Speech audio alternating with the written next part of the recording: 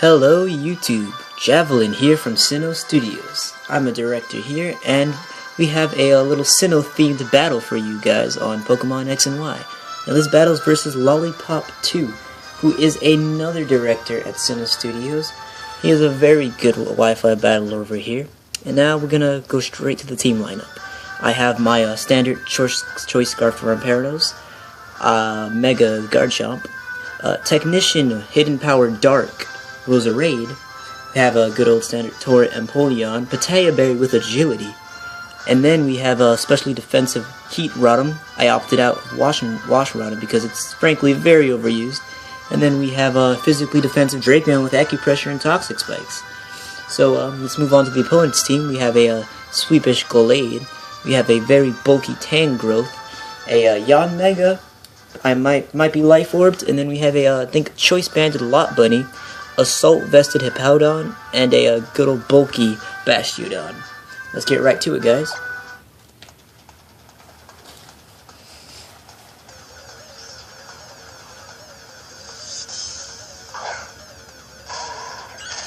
Alright, first comes out Bastiodon. Well, I send out my Rampardos. Battle of the Fossils. Rampardos breaks the mold here. Now, unbeknownst to me, apparently Mold Breaker breaks through Sturdy, and I had no idea of this fact. So I switched out fearing a Ground-type move, or a Steel-type move. So he takes that opportunity to go for the Stealth Rocks, while I go for my Toxic Spikes after I switch in Scorponok the Drapion.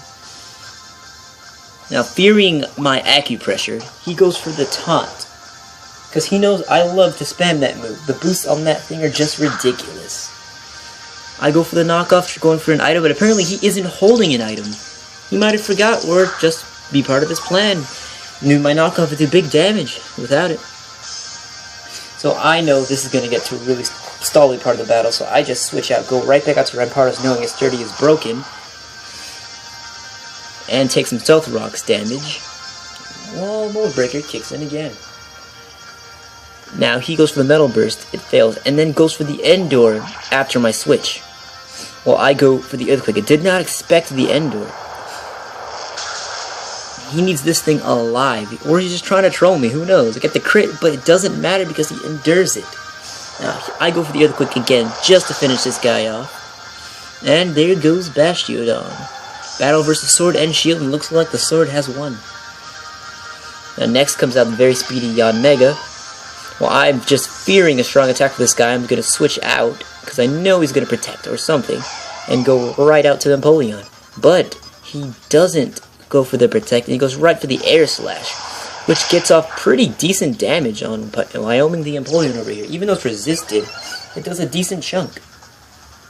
Then he's going to withdraw the Yanmega, fearing the Ice Beam. I don't know why he didn't go for the Protector, but he knows he can't really take me out, resist all of his moves. Now Glade's going to come over here, obvious check over here, while I go for my Ice Beam, not trying to predict too early. He's going to take off a good chunk of damage from that Ice Beam. Glade does have decent special to bulk, and then he's going to take some poison damage. Now he goes for the Night Slash, predicting my switch, while I stay in, predicting him to not go for the Fighting type move. And I go for the Scald, which just about takes him out, thanks to Toxic Spike damage. So that was a pretty good prediction on my part. Comes right back out to Yanmega. Goes for the Ancient Power, trying to get a boost of some sort. Doesn't get the boost. Well, activates my Pataya Berry, which means Empoleon is looking pretty strong over here. Then I go for the Agility, so now I'm at +1 special attack and +2 speed. However, his speed has gone up as well. And just for a little boost, he's going to go for the Detect to get another speed boost up, just so he knows he can outspeed me. Okay, I go for the Ice Beam, and it is blocked. Now he has so many speed boosts under his belt. He goes for the Air Slash, and it is going to just about take out Wyoming the Empoleon. But he took out Glade, so he pretty much did his work of this game. I'm satisfied with that loss. Now out comes Sears the Rotom. Now, fearing this guy's speed boost, I go right for the Thunder Wave. He predicts that, goes straight into Hippowdon to take the Thunder Wave. Toxic Spikes activates, which destroys a lot of the bulk in his team, which I am very pleased about. Well, I go straight for the Thunder Wave. It is blocked by Hippowdon. And Sears gets buffeted by the Sandstorm, which I do not appreciate.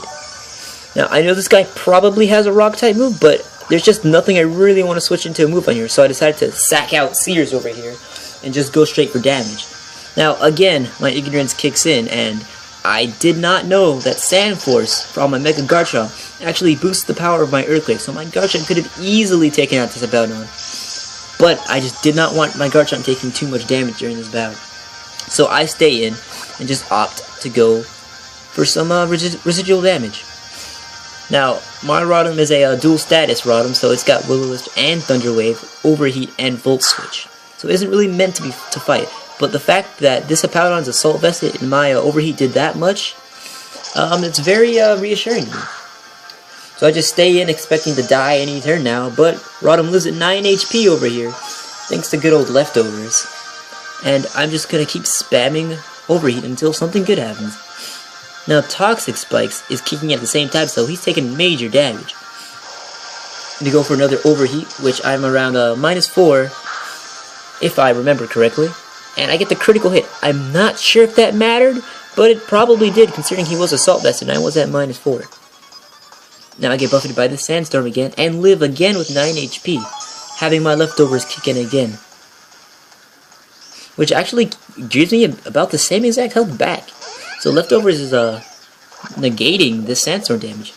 Lot Bunny comes in and gets poisoned over here while I switch out Sears, keeping it for Death Father later. I do realize the Stealth Rocks is out.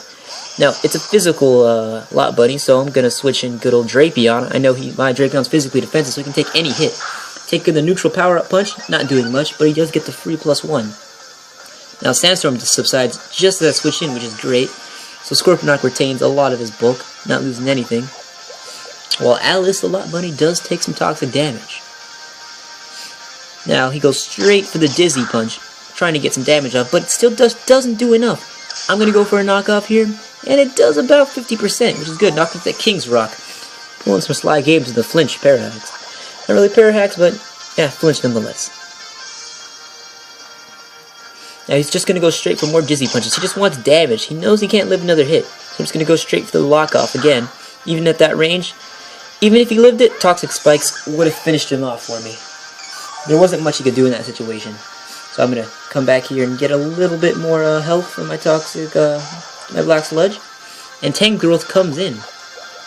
Poisoned as well, which is a huge problem to Tangrowth. So I'm just going to go straight for the Poison Jab. Nice and super effective. But it does nothing over here. Tangrowth, eating all of the attacks. The Ghost of Sleep Powder misses, thankfully.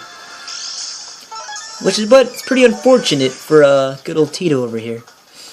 He's down by a lot now. Toxic Spikes is going to get me some extra damage over here. I'm going to go for another knockoff. Knocking off his leftovers, because I just don't need this thing pulling up some regenerator shenanigans over here. Now he's going to go for the Leech Seed. This guy is all about keeping his Tangrowth alive. Regenerator, leftovers, and Leech Seed. So he's going to get some health back from the Leech Seed. But at the same time, Toxic is going to rack up. So can't keep this thing out for much longer. Now I'm going to switch out Scorponok. There isn't really much he can do here at the moment, and I'm going to put in Terminator.